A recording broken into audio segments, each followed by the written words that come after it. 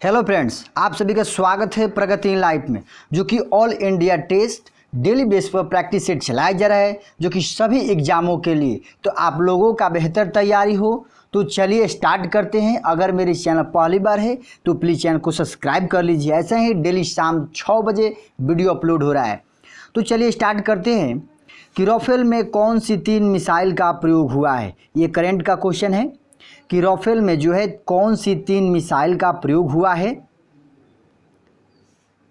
तो इसका सही आंसर है ऑप्शन नंबर डी, उपयुक्त सभी। देखिए उपयुक्त सभी का जैसे कि स्कॉल्फ मिसाइल, ये जो है मीटियार मिसाइल और हैमर मिसाइल, ये तीनों मिसाइल का प्रयोग हुआ है राफेल में। ये जो है तीनों मिसाइल का प्रयोग हुआ है।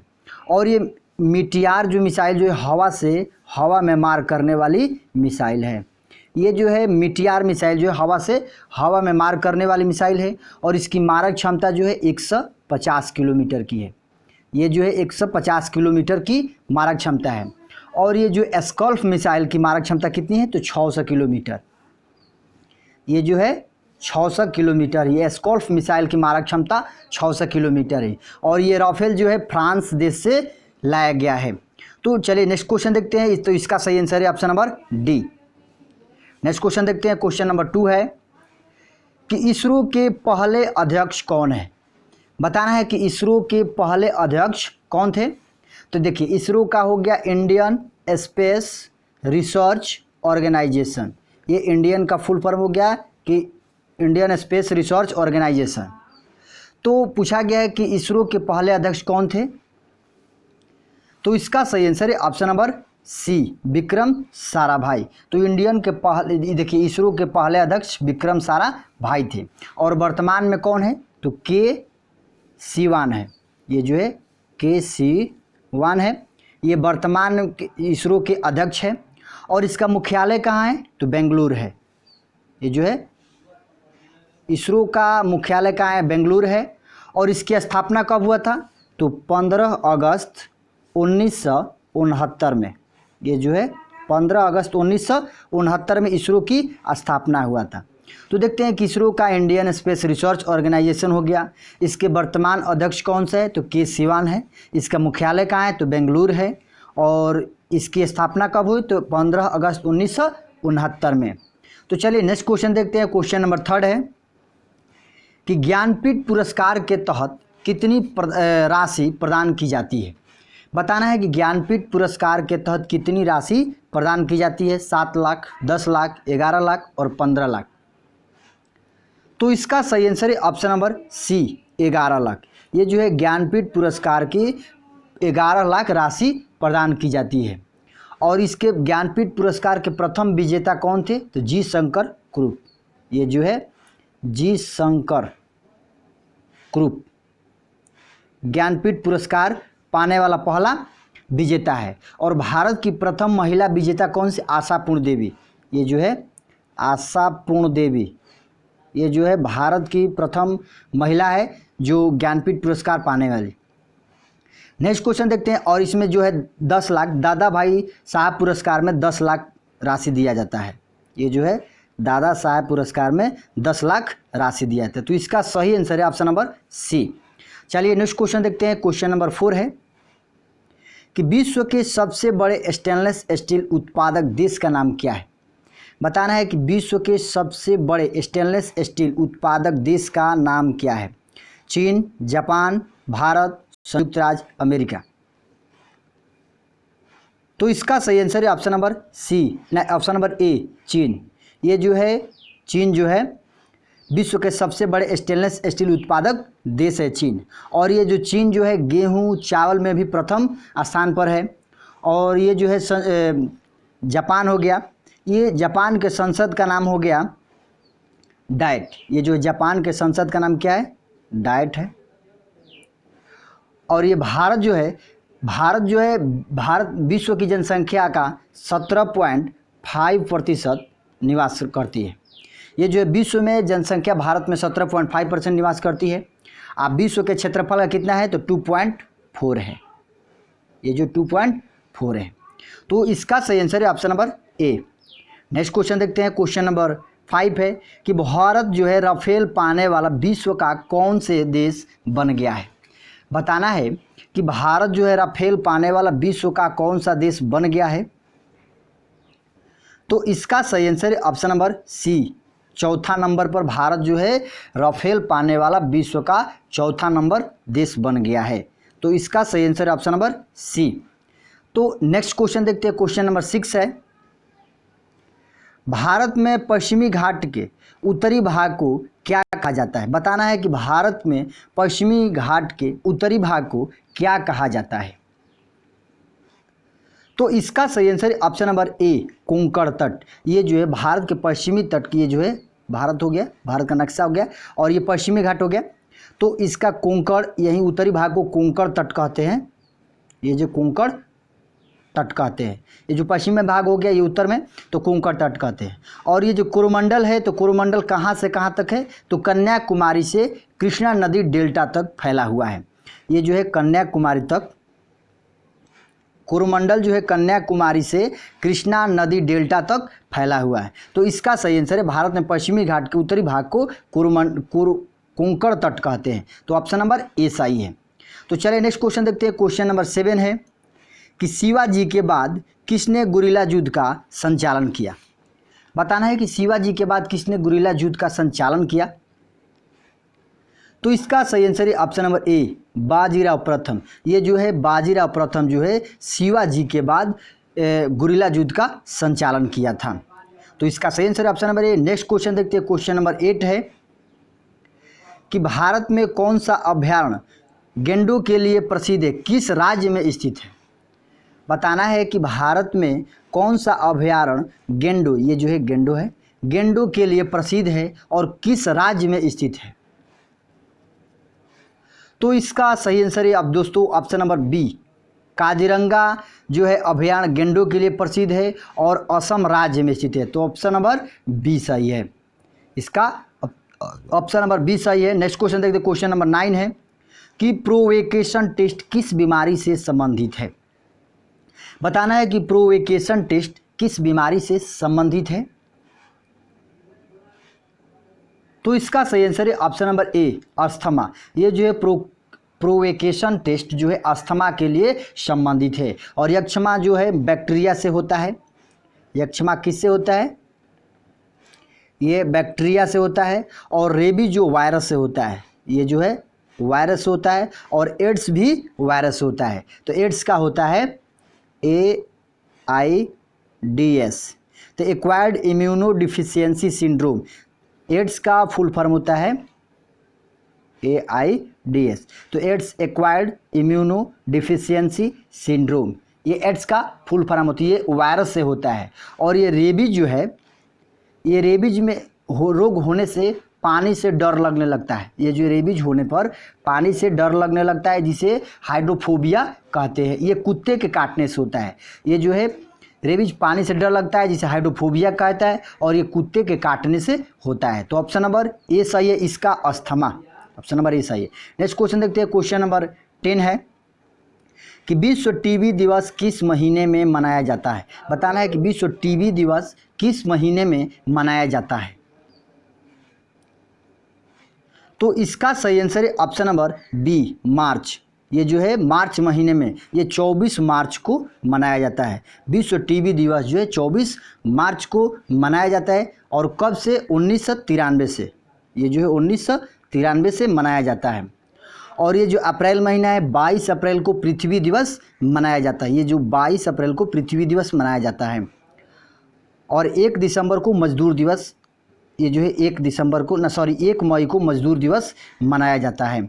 और 1 दिसंबर को एड्स दिवस मनाया जाता है। तो चलिए नेक्स्ट क्वेश्चन देखते हैं, क्वेश्चन नंबर 11 है कि किस वायसराय के काल में सफ़ेद विद्रोह हुआ था। बताना है कि किस वायसराय के काल में सफ़ेद विद्रोह हुआ था। Lord Curzon, Lord Minto, Lord Lytton और लॉर्ड रिपन। तो किस वायसराय के काल में सफ़ेद विद्रोह हुआ था। तो इसका सही आंसर है option number D, Lord Ripon. ये जो लॉर्ड रिपन के शासनकाल में सफ़ेद विद्रोह हुआ था। और इसी के शासनकाल में 1881 में जनगणना हुआ था। लॉर्ड रिपन के ही शासनकाल में 1881 ईस्वी में पहली जनगणना कराई गई थी।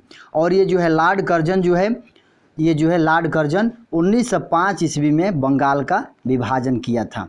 ये जो है लॉर्ड कर्जन जो है 1905 ईस्वी में बंगाल का विभाजन किया था। तो चलिए नेक्स्ट क्वेश्चन देखते हैं। नेक्स्ट क्वेश्चन है कि बक्सर के युद्ध में अंग्रेजी सेना का नेतृत्व करने वाला कौन था। बताना है कि बक्सर के युद्ध में अंग्रेजी सेना का नेतृत्व किसने किया था। तो इसका सही answer option number D, Hector Munro. ये जो है बक्सर युद्ध का अंग्रेजी सेना का नेतृत्व किसने किया था, तो हेक्टर मुनरो ने किया था। तो ऑप्शन नंबर डी सही है। और बक्सर का युद्ध कब हुआ था, तो 1764 ईस्वी में। ये जो है 1764 ईस्वी में बक्सर का युद्ध हुआ था और अंग्रेजी सेना का नेतृत्व किसने किया, तो हेक्टर मुनरो ने किया था। तो ऑप्शन नंबर डी सही है। नेक्स्ट क्वेश्चन देखते हैं कि विश्व में सबसे बड़े व घने वन कहाँ है। बताना है कि विश्व में सबसे बड़े व घन वन कहाँ है। तो इसका सही answer option number B, Brazil.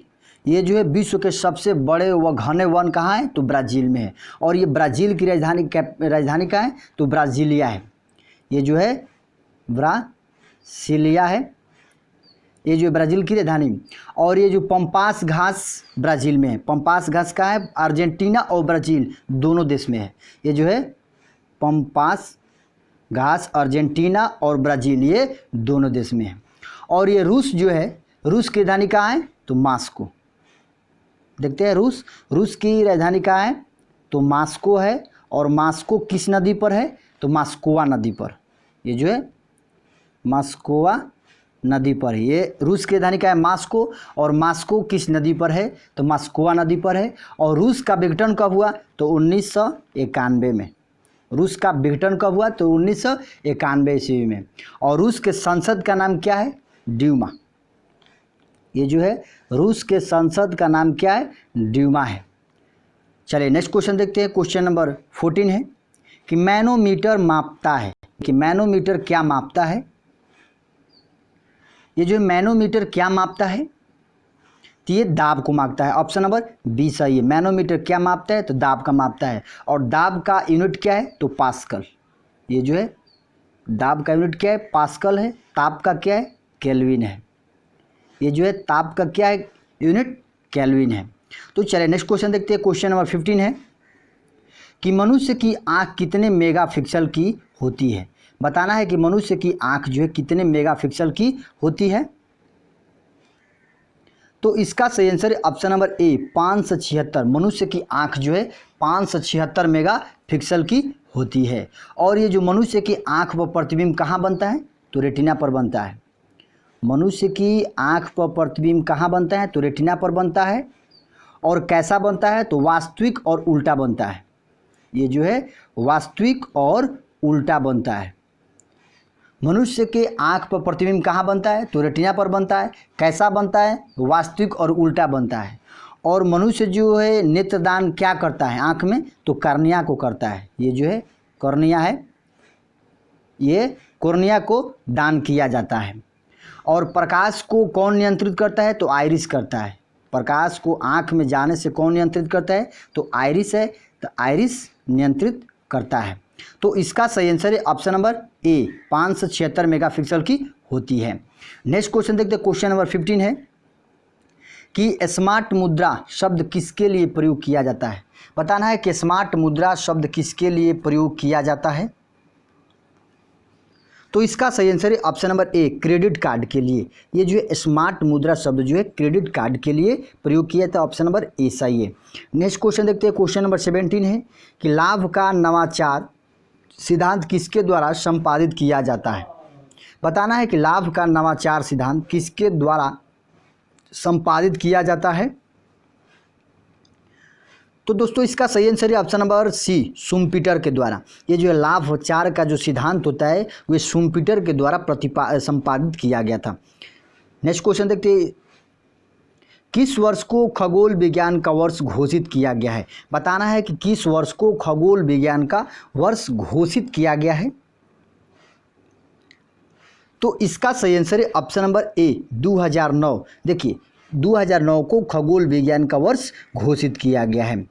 और ये जो है 2009 है, बराक ओबामा को शांति के क्षेत्र में पुरस्कार मिला था 2009 में। ये जो है शांति के क्षेत्र में बराक ओबामा को पुरस्कार मिला था। और ये जो है 2015 है, अटल बिहारी वाजपेयी को भारत रत्न मिला था। अटल बिहारी वाजपेयी को 2015 में भारत रत्न पुरस्कार मिला था। तो इसका सही answer option number A 2009। Next question देखते हैं, क्वेश्चन नंबर 19 है कि चंद्र ग्रहण में क्या छिपा रहता है। बताना है कि चंद्र ग्रहण में क्या छिपा रहता है। तो इसका सही आंसर है ऑप्शन नंबर सी चंद्रमा। देखिए चंद्र ग्रहण में क्या छिपा रहता है, तो चंद्रमा छिपा रहता है। और चंद्र ग्रहण कब लगता है, ये सूर्य हो गया और ये चंद्रमा हो गया और ये पृथ्वी। जब सूर्य और चंद्रमा के बीच पृथ्वी आ जाती है, ये चंद्रमा हो गया, सूर्य हो गया, तो जब सूर्य और चंद्रमा के बीच पृथ्वी आ जाती है तब चंद्र ग्रहण लगता है। और जब सूर्य और पृथ्वी के बीच चंद्रमा आता है तो सूर्य ग्रहण लगता है। तो इसका सही आंसर है option number C. Next question देखते हैं, क्वेश्चन नंबर 20 है कि निम्न में से किससे अरुम कहा जाता है। बताना है कि किसे अरुम कहा जाता है। तो इसका सही आंसर है ऑप्शन नंबर बी सोना को। देखिए ये सोना का लैटिन नाम क्या है, सोना का, तो लैटिन नाम अरुम है। सोना का लैटिन नाम क्या है, तो अरुम है। और चांदी का लैटिन नाम क्या है, अर्जेंटम। ये जो है अर्जेंटम है, ये लैटिन नाम है चांदी का। और तांबा का लैटिन नाम क्या है, क्यूप्रम। ये जो है क्यूप्रम है। दोस्तों वीडियो अच्छा लग रहा है तो प्लीज़ लाइक कीजिए, कमेंट कीजिए और अपने दोस्तों के साथ शेयर कीजिए। तो तांबा का लैटिन नाम क्या है, क्यूप्रम है। चांदी का लैटिन नाम क्या है, अर्जेंटम है। सोना का लैटिन नाम क्या है, अरुम है। और कांसा जो है इसका लैटिन नाम नहीं होता है, ये तांबा और सीसा का मिश्रण होता है, Cu+N का। नेक्स्ट क्वेश्चन देखते हैं कि निम्न में से कौन सा रक्त कैंसर का प्रकार है। बताना है कि कौन सा रक्त जो है कैंसर का प्रकार है। तो इसका सही आंसर है ऑप्शन नंबर सी लिम्फोमा। ये जो है कैंसर, रक्त कैंसर का किसे लिम्फोमा कहा जाता है। तो ऑप्शन नंबर सी सही है। नेक्स्ट क्वेश्चन देखते हैं, क्वेश्चन नंबर 22 है कि निष्क्रिय प्रतिरोध सिद्धांत का पहला प्रतिपादक कौन था। बताना है कि निष्क्रिय प्रतिरोध सिद्धांत का पहला प्रतिपादक कौन था। तो इसका सही आंसर है option number B Aurobindo Ghosh. ये जो है अरबिंदो घोष जो है निष्क्रिय प्रतिरोध सिद्धांत का पहला प्रतिपादक था। तो इसका सही आंसर है दोस्तों option number B. Next question देखते हैं, क्वेश्चन नंबर 23 है कि 2018 का फीफा फुटबॉल विश्व कप किस देश में आयोजित किया। बताना है कि जो 2018 में जो फीफा फुटबॉल विश्व कप हुआ था तो किस देश ने आयोजित किया था। तो इसका सही आंसर है ऑप्शन नंबर सी रूस में। ये जो है 2018 में फीफा फुटबॉल हुआ था विश्व कप, तो रूस में आयोजित किया गया था। तो इसका सही आंसर है option number C. Next question देखते हैं, क्वेश्चन नंबर 24 है कि निम्न में से कौन बरदोली सत्याग्रह के नेता थे। बताना है कि बरदोली सत्याग्रह के नेता कौन थे। तो बरदोली सत्याग्रह के नेता कौन थे। तो इसका सही आंसर है ऑप्शन नंबर बी वल्लभ भाई पटेल। ये जो है बरदोली सत्याग्रह के नेता थे। तो इसका सही आंसर है option number B. Next question देखते हैं जो कि आज का लास्ट क्वेश्चन है 25 कि एंटोमोलॉजी में किसका अध्ययन किया जाता है। बताना है कि एंटोमोलॉजी में किसका अध्ययन किया जाता है। तो इसका सही आंसर है दोस्तों ऑप्शन नंबर डी कीटों का। ये जो है एंटोमोलॉजी में कीटों का अध्ययन किया जाता है। तो ऑप्शन नंबर डी सही है। तो यही वीडियो समाप्त होता है जो कि ऑल इंडिया टेस्ट चलाया जा रहा है डेली बेस पर। तो आप लोग देखना ना भूलें सभी एग्जामों के लिए, तो आप लोगों का बेहतर तैयारी हो। तो चलिए जय हिंद जय भारत।